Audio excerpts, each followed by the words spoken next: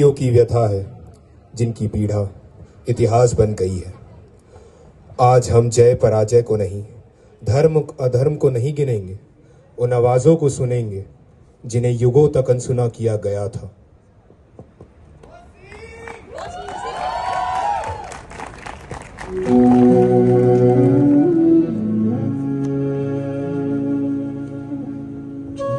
मैं यज्ञसेनी द्रौपदी हूँ, फिर भी इस दुनिया ने मुझे भस्म करने का कोशिश किया।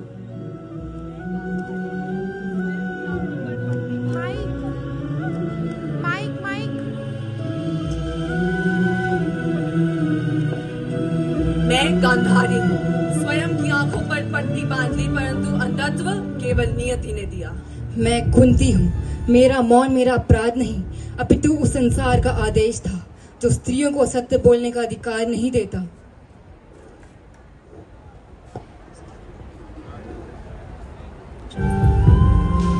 मैं कुरु मर्यादा के आगे लगा हुआ एक प्रश्न चिन्ह हूँ। लोग केवल मेरे वस्त्रहरण को जानते हैं, पर मेरी पीड़ा की गाथा उससे कई अधिक बड़ी है। लोगों ने सोचा कि एक स्त्री छुप रही है, इसलिए उन्होंने बार बार मेरे अस्तित्व को छीनने की कोशिश की, पर वो भूल गए कि मैं अग्नि कन्या हूं और अग्नि को दबाया नहीं जाता, केवल उकसाया जाता है।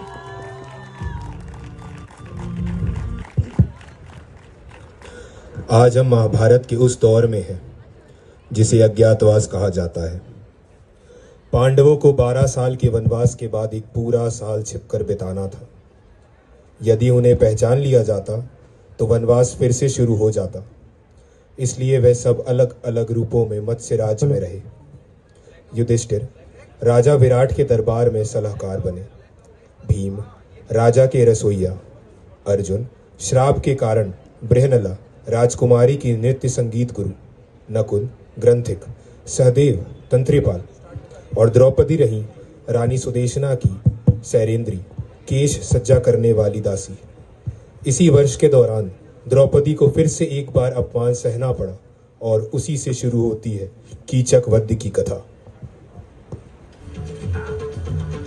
एकांत।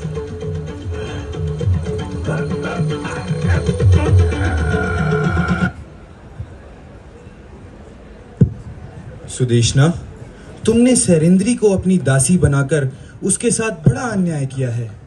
तुमने उसकी चाल की शालीनता देखी? दासियां ऐसे नहीं चलती, ये तो देवियों के चलने की शैली है। प्रिय बहन सुदेशना, यदि तुम चाहती हो कि मैं जीवित रहूं तो उसे समझाओ कि वह मुझे स्वीकार कर ले, अन्यथा मैं आत्महत्या कर लूंगा। राधाश्री, सैरेंद्री के बारे में ऐसे शब्द बोलकर हमें लज्जित ना करे। मैं पाप और पुण्य, धर्म अधर्म का अंतर जानती हूँ, परंतु आपने ये प्रण लेकर मुझे बड़ी दुविधा में डाल दिया है। नर्क के इस मार्ग पर आपने मुझे अपने साथ चलने पर विवश कर दिया। तो ठीक है, मैं अपने भवन में उसकी प्रतीक्षा करूंगा।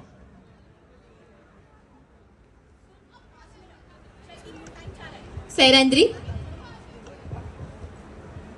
महारानी की जय हो, आदेश दीजिए। तैनिक, मेरे भैया के भवन तक जाओ, वो महाराज के लिए अच्छी मदिरा लाए, वो ले आओ। वो मेरी भ्राता है। मैं जानती हूँ, परंतु कदाचित आप भूल रहे हैं कि मैं आपके केश सज्जा करने वाली हूँ। मैं पत्नी हूँ। मदिरा लाने के लिए आप किसी और को भेज दीजिए। वो मेरे भ्राता है, मैं तुम्ही को भेजना चाहती हूँ। जो आज्ञा, परंतु परिणाम की उत्तरदायी केवल आप रहेंगी। ये कीचक के भवन में जाती हुई द्रौपदी नहीं, सुदेशना के भ्राता मोह का परिणाम है।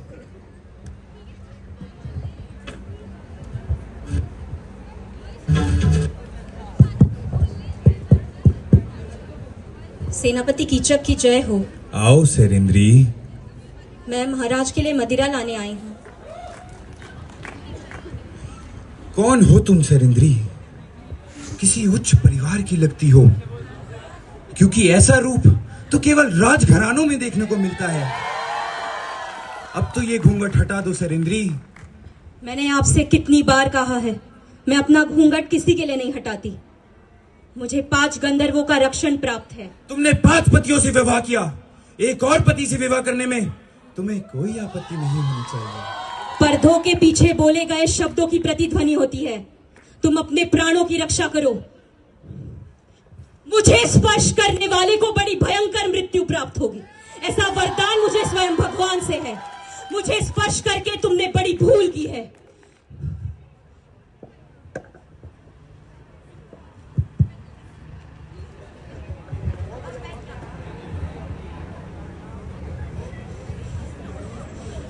पांचाली, तुम इतने आक्रोश में क्यों हो? हे कुंती पुत्र भीम, यदि तुम चाहते हो कि मैं जीवित रहूं, तो एक विशाल हाथी के भांति उस कीड़े को कुचल दो जिसका नाम है कीचक, और जिसने मेरे वस्त्रों तक अपने हाथ पहुंचाने का दुस्साहस किया। मेरा दुख समझो कुंती पुत्र भीम। पांचाली, मेरी बात सुनो। नहीं, आज तुम मेरी बात सुनो। मैं वो अभागिन हूं जिसके 5 पतियों ने अग्नि को साक्षी मानकर मेरे रक्षण की प्रतिज्ञा की थी। कहाँ है वो प्रतिज्ञा? धिक्कार है मेरे बाहुबल पर, किंतु दुर्योधन की जंगा तोड़ने के लिए और दुशासन का रक्त लाने के लिए ये अज्ञातवास पूर्ण करना आवश्यक है। तो तुम क्या ये चाहते हो कि मैं अपने अपमान का घूंट चुपचाप पी जाऊं? यदि तुम चाहती हो कि कीचक कल का सूर्योदय ना देखे, तो वो कल का सूर्योदय होते हुए नहीं देखेगा। तुम उससे कहो कि तुम उस पर मोहित हो गई हो, किंतु अपने गंधर्व पतियों से डरती हो, इसलिए वो तुमसे नृत्यशाला में मिलने आएगा। वहीं मैं उसका मृत्यु से परिचय करवा दूंगा। इस प्रकार भीम द्वारा रचित योजना के अनुसार द्रौपदी ने कीचक को रात्रि के समय नृत्य गृह में आने का निमंत्रण दिया, जहां उसके भाग्य का निर्णय होने वाला था।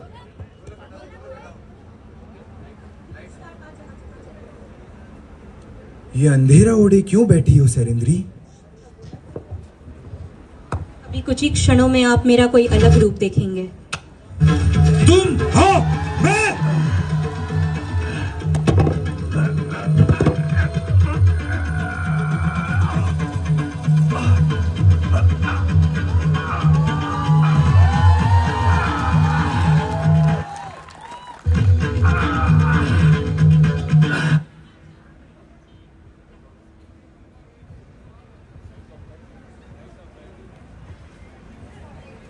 जिस कीचक का वध हुआ वो केवल एक शरीर था।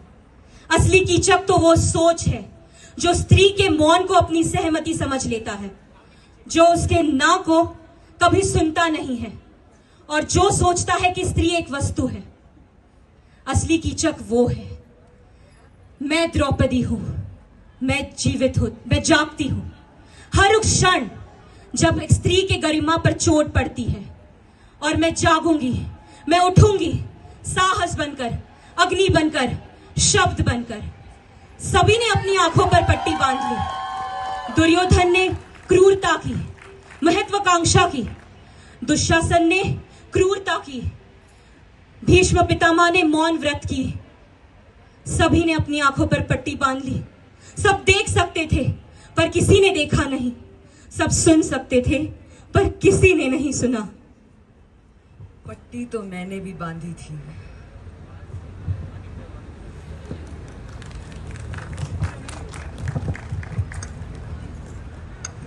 हेलो हेलो, छोड़। प्रणाम माता गांधारी। हे गिरिधर, हे मधुसूदन, नहीं, आज मैं तुम्हें देवकी नंदन कहूंगी। आप जिस भी नाम से पुकारे मुझे स्वीकार है माते। हे देवकी नंदन, गुरुकुल की स्त्रियों ने कभी आंसू नहीं बहाए थे, परंतु आज वह आक्रोश कर रही हैं। माते, तुम केवल अर्जुन का रथ नहीं चला रहे थे देवकी नंदन, तुम पूरा युद्ध चला रहे थे। तुमने हर नियम, हर मर्यादा को दांव पर रख दिया ताकि तुम्हारे चुने हुए पांडव ये युद्ध जीत सके। किंतु दुर्योधन स्वयं मेरी नारायणी सेना में था। नाम मत लो मेरे पुत्र का अपने जिह्वा से देवकी नंदन।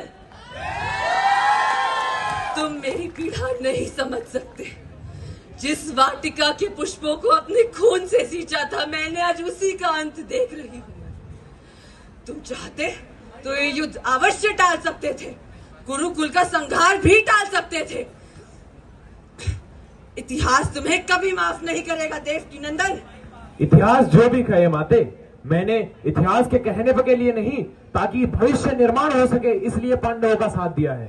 बहुत चिंता है ना तुम्हें भविष्य की, इसलिए सुनो देवकीनंदन, आज मैं शिव भक्तिनी गांधारी तुम्हें श्राप देती हूँ। जिस भांति मेरे परिवार का नाश हुआ, उसी के भांति तुम्हारे वंश का भी नाश होगा, और तुम चाह कर भी कुछ नहीं कर पाओगे। ये एक माँ के हृदय से निकला हुआ श्राप है, कभी विफल नहीं होगा। नहीं, इतने कठोर शब्द मेरी जिह्वा से कैसे निकल गए? नहीं माता, इसमें आपका कोई दोष नहीं है। आशीर्वाद और श्राप तो समय अपनी योजनाओं के अनुसार बुलवाता है। आपके शब्द तो केवल नियति के कार्यों के निमित्त बने हैं माते। इस वासुदेव कृष्ण ने सदा माताओं के आशीर्वाद को ग्रहण किया है, तो आज ये वासुदेव कृष्ण आपके श्राप को भी स्वीकार करता है माते। मैंने अंधकार स्वीकार लिया, परंतु मेरे अंदर की अग्नि अन्याय को देखकर तड़पती रही। परंतु मेरे अंदर की अग्नि अन्याय को देख के तड़पती रही। आज कुरुक्षेत्र की भूमि लाल है, ये रंग विजय का नहीं, विनाश का है। मेरे पुत्रों ने युद्ध को चुना, और इस युद्ध ने मुझसे मेरा सब कुछ छीन लिया। इसलिए सुनो संसार, युद्ध में कोई पक्ष विजयी नहीं होता, हार हमेशा मनुष्यता की होती है, और जीत मृत्यु की।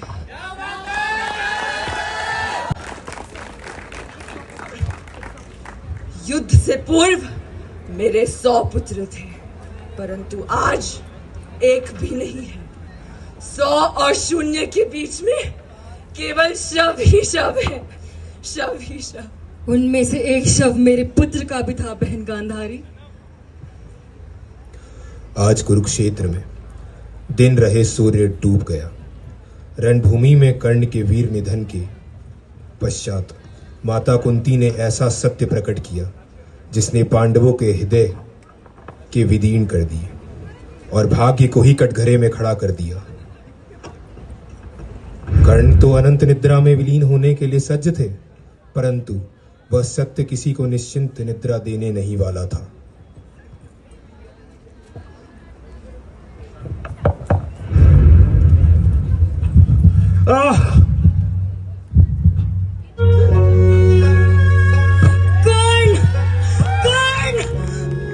कर्ण मेरे पुत्र, ये क्या हुआ?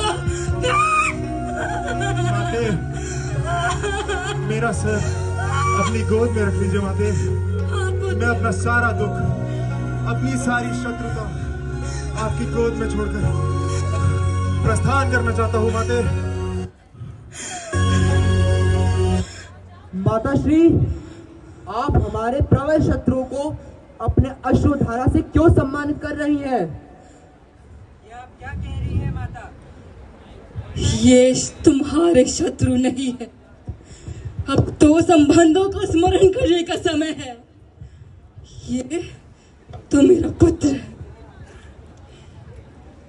किंतु माता, आप ये क्यों नहीं बताती कि आप इस सूत पुत्र कर्ण के लिए इतना विलाप क्यों कर रही है? यदि बता दिया तो तुम्हारे कांडे से वो गांडीव गिर पड़ेगा पुत्र, जिसके बाणों ने इसे छन्नी किया है। क्या कह रही है माता? इसने आपके 5 पुत्रों का प्राण लेने का प्रण लिया? नहीं नकुल, मेरे 5 पुत्र को जीवित रखने का प्रण लिया था, जिसके कारण इसे तुम में से किसी का वध नहीं किया। नहीं माता, मौन रहिए। प्रेम, प्रतिष्ठा, सम्मान, समर्पण, ये सब तो रेत के बने दुर्ग है माता। मैं तो अब प्राण त्यागने को सज हूं। आप अपना सम्मान गवाकर क्या प्राप्त करेंगी, और मुझे भी उससे क्या ही मिलेगा माँ। संजोग के इस रहस्य को समय में गढ़ जाने दीजिए माता, समय में गढ़ जाने दीजिए। हे यदुनंदन, माताश्री को समझाइए कि वे हमारे शत्रुओं पर विलाप करके अपने अश्रों का अपमान ना करे। ये राधे ये राधे नहीं है। तो कौन है? नहीं माता, मौन हो जाइए। कौन थे? कौन थे ये? हाँ, कौन थे? ये पूछते हुए मेरा हृदय कांप रहा है माता। कैसा अपराध, कैसा दंड। ये मेरा ज्येष्ठ पुत्र है, तुम्हारा ज्येष्ठ भ्राता। क्या ये हमारे ज्येष्ठ भ्राता है? माताश्री, आपने हमसे इतना बड़ा रहस्य छुपाया? हाँ, छुपाया। और इस दर्द को लिए मैं एक एक दिन में हजार बार मरती रही हूँ पुत्र। आपके इस मौन ने इतना बड़ा युद्ध करा दिया माताश्री। लाखों हजारों हजार योद्धा मारे गए।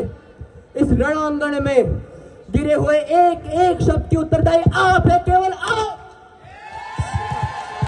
आपने, आपके मौन ने हमें हमारे भ्राताओं का हत्यारा बना दिया। युधिष्ठिर, तुमने एक लाचार स्त्री की खामोशी के कारण समस्त नारी जाति को श्राप दे दिया। परंतु मेरी सच्चाई तो सुनो। मैं मौन इसलिए नहीं रही कि मेरे में साहस की कमी थी। मैं मौन इसलिए रही क्योंकि तुम्हारी दुनिया में करुणा की कमी है। अगर श्राप देना है तो इस दुनिया को दो।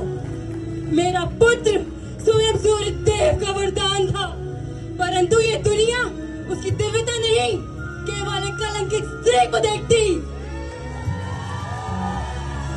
अगर श्राप देना है तो इस दुनिया को दो, मुझे उत्तरदायी मत ठहराओ।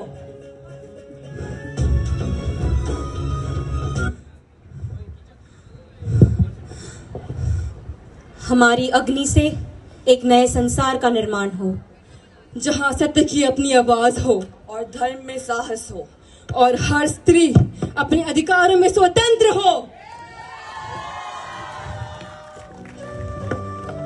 लाला, क्या हमारे युग सच में अलग है? नहीं। जब जब स्त्री पर अत्याचार और आरोप की सीमा अपने आप को लांघ गई है, तब तब इस धरती पर मेरा जन्म हुआ है। और इसीलिए यदा यदा धर्मस्य ग्लानिर्भवति अभारितः अभ्युत्थानम् अधर्मस्य तदात्मानं सृजाम्यहम् परित्राणाय साधूनां विनाशाय च दुष्कृतां धर्म संस्थापनार्थाय संभवामि।